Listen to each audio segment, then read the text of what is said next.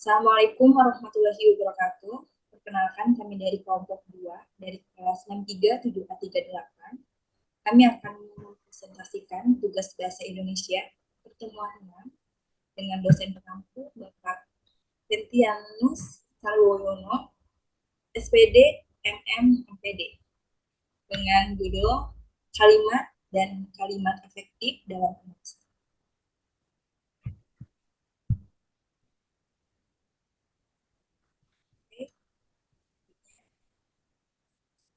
Kami terdiri dari 4 orang, yaitu ada saya sendiri, Samara Rahmasari, dengan NIM 63 2007-14. Selanjutnya ada Diana Dewi Maharani dengan NIM 63 2004-86. Yang selanjutnya ada Lutfiana Khairani dengan NIM 63 2001-33. Dan Putri Horatun Nisa. Selanjutnya, kalimat. Kalimat dalam tataran sintaksis adalah satuan bahasa yang menyampaikan sebuah gagasan yang bersifat predikatif dan berakhir dengan tanda baca sebagai pembatas. Sifat predikatif dalam kalimat berstruktur yang dibentuk oleh unsur subjek, unsur predikat, dan unsur objek atau disingkat S plus P plus O. Unsur subjek dan predikat harus mewujudkan makna gramatikal yang logis. Ini ada kalimat efektif. Kalimat efektif merupakan kalimat yang harus tepat sasaran dalam penyampaian dan pemberian bagi pembacanya. Di samping kaidah yang ada dalam kalimat efektif perlu memerhatikan persyaratan dan menghindari hal-hal yang menyalahi kalimat efektif. Selanjutnya, ada 7 unsur pembentuk kalimat efektif.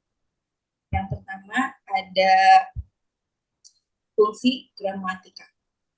Fungsi gramatika atau unsur struktur dalam kalimat efektif dikenal juga dengan istilah subjek, predikat, objek, pelengkap, dan keterangan, atau disingkat S plus P plus O plus atau pelengkap ditambah keterangan. Selanjutnya, contoh yang akan dibawakan oleh Saudari Riana. Contohnya yaitu yang pertama, ayah membawa oleh-oleh dari Jogja, keterangan S sebagai subjek, predikat membawa, objek oleh-oleh, keterangan efektif yaitu Yogyakarta. Yang kedua, oleh-oleh ayah membawa dari Yogyakarta. Objek menjadi oleh-oleh, subjeknya dengan ayah, predikat membawa, Yogyakarta dengan keterangan. Tidak efektif karena predikat tidak boleh terletak di belakang objek.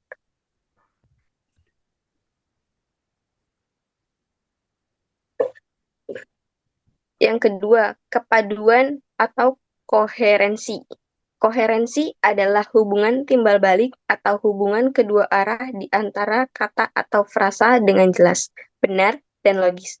Hubungan timbal balik itu dapat terjadi antar kata dalam frasa atau unsur, atau dapat terjadi antar frasa dalam antar fungsi dalam kalimat.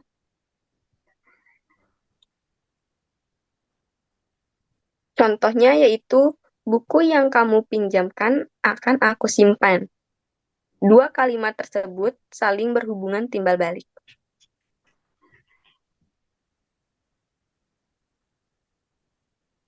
Yang ketiga, kehematan kalimat atau ekonomi bahasa. Kehematan kalimat atau ekonomi bahasa adalah penulisan kalimat yang langsung menyampaikan gagasan atau pesan kalimat secara jelas, lugas, dan logis.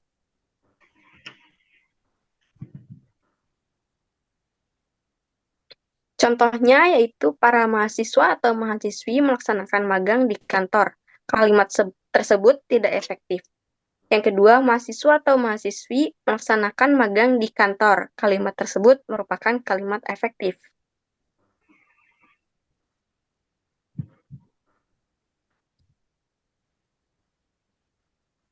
Slide selanjutnya akan dibawakan oleh Kak Lutfi.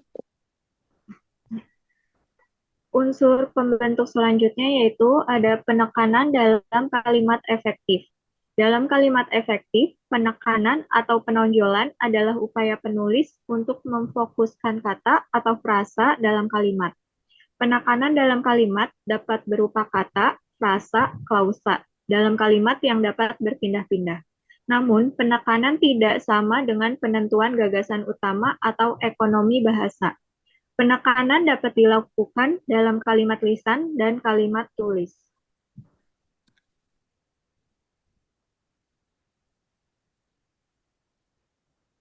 Contohnya itu ada, semua film-film akan segera tayang. Itu merupakan kalimat yang tidak efektif. Nah, kalimat efektifnya itu menjadi semua film akan segera tayang. Penekanannya itu ada di film akan segera tayang. Unsur yang kelima yaitu ada kesejajaran dalam kalimat atau paralelisme. Kesejajaran dalam kalimat adalah upaya penulis merinci unsur yang sama, penting dan sama fungsi, secara kronologis dan logis dalam kalimat. Dalam kalimat dan paragraf, rincian itu harus menggunakan bentuk bahasa yang sama, yaitu rincian sesama kata, sesama frasa, dan juga sesama kalimat.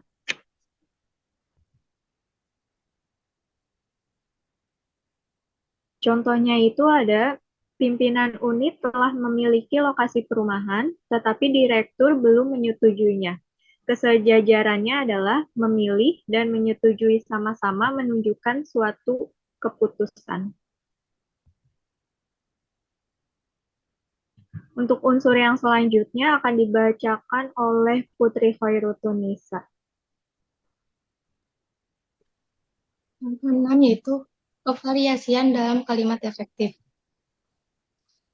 Kevariasian dalam kalimat efektif adalah upaya penulis menggunakan berbagai pola kalimat dan jenis kalimat untuk menghindari kejenuhan atau kemalasan pembaca terhadap karangan ilmiah.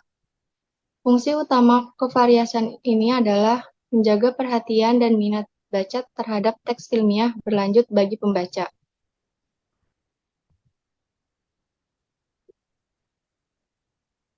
Contohnya yaitu, gapura jalan tersebut dibangun oleh warga dengan memakai bambu sebagai bahan utamanya. Bambu tersebut didapat dari kebun salah satu warga. Kemudian dibersihkan dan disusun sehingga membentuk gapura. Kevariasian dalam paragraf tersebut ditunjukkan dengan adanya penggunaan imbuhan di dan me.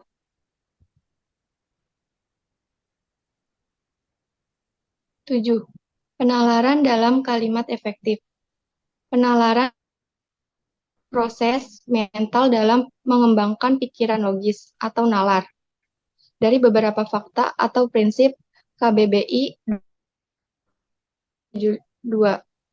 Hal yang diutamakan dalam penalaran adalah proses berpikir logis dan bukan dengan perasaan atau bukan pengalaman. Penalaran tidak akan tercapai jika tidak didukung oleh kesatuan dan kepaduan kalimat.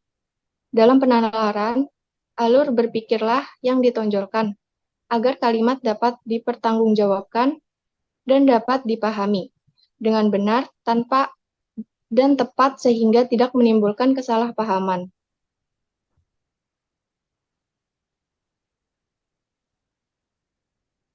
Contoh kalimat yang salah karena tidak logis atau tidak nalar. Pertama, PT Gudang Garam termasuk 5 penghasil terbesar devisa negara tahun 2010. Itu yang salah.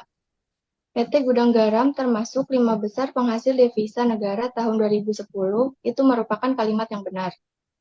2. Dia membantah bahwa bukan dia yang korupsi tetapi staf keuangan perusahaan. Itu merupakan kalimat yang salah.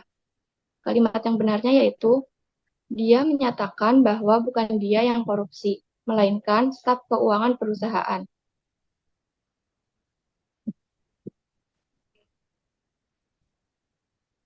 Oke, sekian dari presentasi kami. Mohon maaf bila banyak salah kata. Terima kasih semuanya. Jangan lupa like, comment, and subscribe. Terima kasih. Assalamualaikum.